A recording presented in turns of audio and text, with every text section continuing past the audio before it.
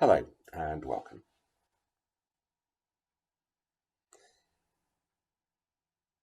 This is a poem in old age. I think there is a poem called Poem in Old Age. This is a poem very much written by a poet in his latter years. It's also a poem that describes a scene at sunset. It's like last week's by the great author, poet and novelist Thomas Hardy.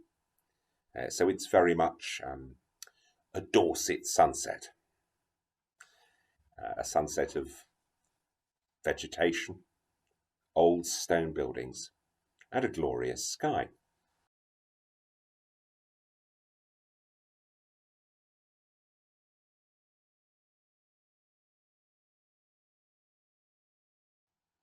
Let's start with a passage from the Epistle to the Hebrews. We don't really know who wrote the Epistle to the Hebrews. There are many suggestions, but none of them have been definitely accepted by people.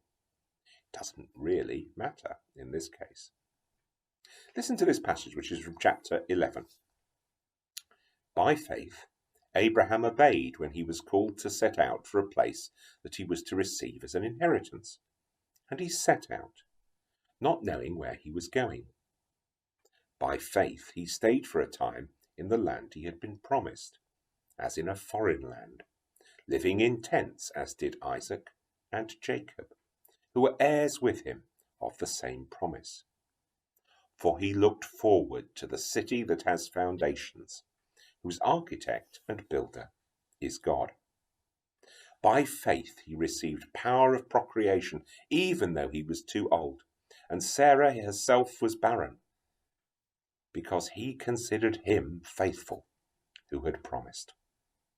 Therefore, from one person, and this one as good as dead, descendants were born as many as the stars of heaven, and as the innumerable grains of sand by the seashore. All of these died in faith without having received the promises, but from a distance they saw and greeted them. They confessed that they were strangers and foreigners on the earth. For people who speak in this way make it clear they're seeking a homeland. If they'd been thinking of the land they'd left behind, they would have had the opportunity to return. But as it is, they desire a better country, that is, a heavenly one. Therefore God is not ashamed to be called their God. Indeed, he has prepared a city for them.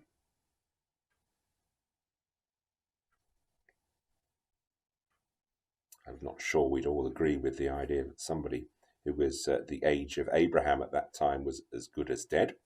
I'm sure he had plenty more years left in him.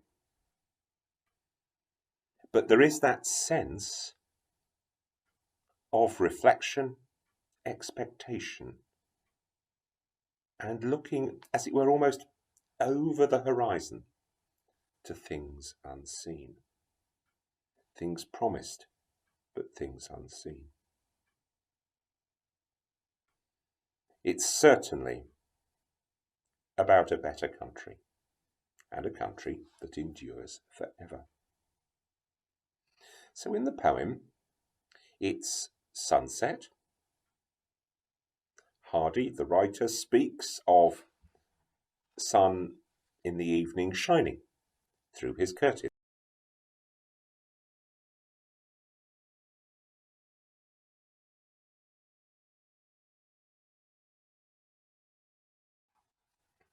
We can imagine, surely, in our mind's eye, the study, very much a late Victorian Edwardian bookline study in the traditional sort. That seems to be the way Hardy furnished his house and where he liked to be, something a little like this.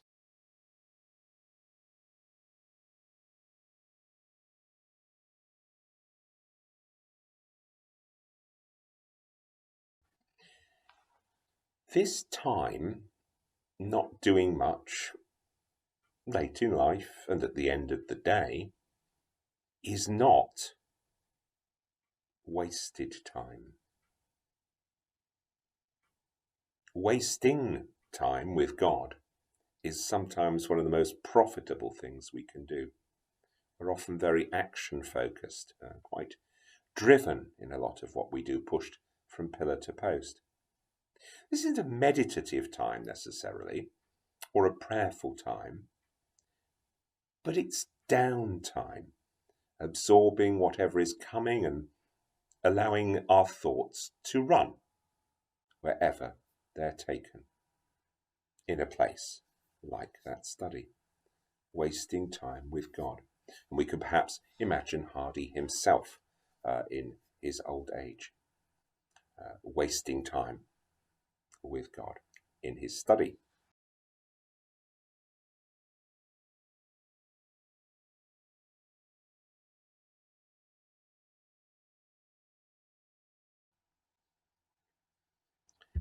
The end of the poem is ambiguous. Is he talking about God at all? He was a man of questioning beliefs, of a search for faith that he didn't seem to find. But there's certainly a tantalizing glimpse of hope, a tantalizing glimpse of something almost beyond. What is happening is that somehow the time sitting in the chair is reclaimed. And somehow all time is reclaimed because of the vision that sits beyond the hill. So the poem, The Sun on the Bookcase.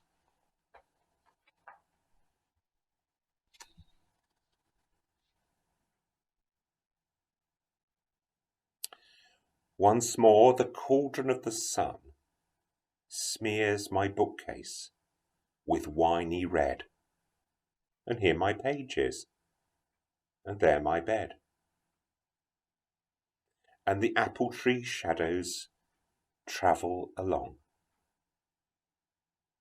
Soon their intangible track will be run, and dusk grows strong, and they have fled. Yes, now the boiling ball is gone, and I have wasted another day. But wasted. Wasted, do I say? Is it a waste to have imagined one beyond the hills there, who, anon, my great deeds done, will be mine always?